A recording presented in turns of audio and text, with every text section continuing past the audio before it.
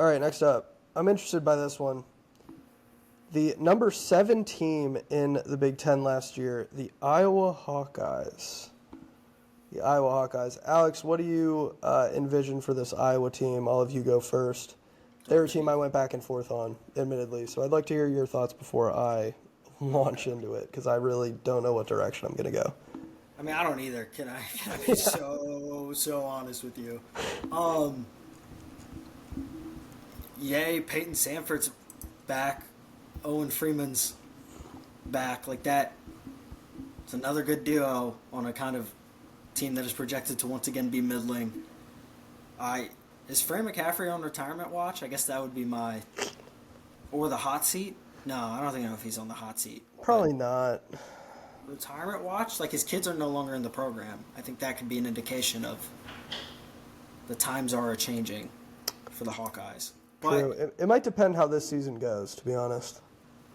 yeah, so much as Purdue is a given as kind of the creme de la creme of the conference at this point, Iowa's offense is going to be awesome. Its defense is not going to be that. And I think that's, again, the case this year. I just they are an offensive juggernaut. It's awesome to watch. I feel like Josh Dix is somebody that could be another kind of breakout candidate. I know what did he average last year? Like 9 a game? If 9 a game, and I think he shot like 40 something percent from three. I really didn't know what to make of it because we know what who Peyton Sanford and Owen Freeman are, just in terms of their quality individually, and Iowa's offense is what it is, and its defense is the same. I do think like losing Tony Perkins as a point of attack defender will hurt them a lot. I don't know who replaces them as that type of guy. This feels like one of those teams kind of in that, again, we'll go into how we tiered the conference, but kind of in that maybe third or fourth tier, like they're, Mm-hmm. I don't know. I could see Yeah, them. It's like a fringe bubble team, but yeah. I think it's really good that they got Sanford back. Like that's obviously huge for them, especially considering he was getting legitimate NBA looks, and had the option to stay in the draft and then decided to come back. Fran McCaffrey's like almost ahead of his time a little bit because he's kind of built this team around a 6'7" movement shooter, which, to his credit, Peyton Sanford was awesome last year.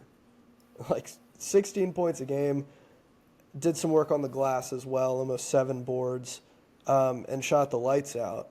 And he's, at least from what I can see on paper, he's going to be the most dangerous shooter in the conference this season. And I'm not sure who else would challenge for that, but just like in my head, that feels like the right pick. Yeah, losing Tony Perkins from a defensive standpoint, not great.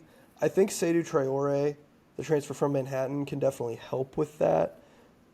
Really athletic. He did well for Manhattan last year in terms of production, 11 and 8. Also averaged 2.8 stocks per game, 6'7", fairly switchable. So I think he definitely helps with some of those defensive concerns. And then Josh Dix is another guy who can really shoot the rock, 42% from three last season. He's going to have a larger role this year. And I think if one of him or Owen Freeman has a legitimate breakout year, we're looking at, like an Iowa team that could definitely make some noise in the Big Ten.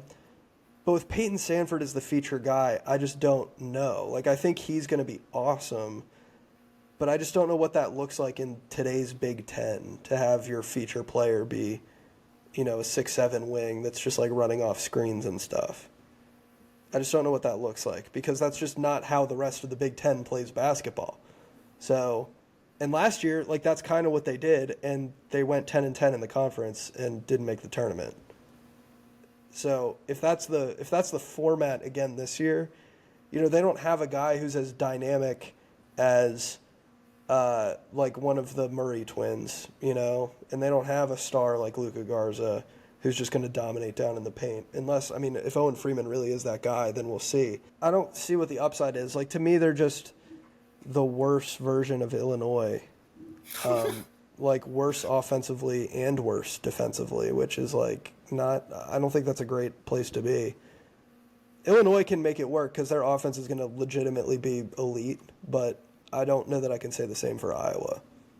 At least until we see what Josh Dix and Owen Freeman are made of. But until then, I'm pretty pretty low on Iowa, all things considered.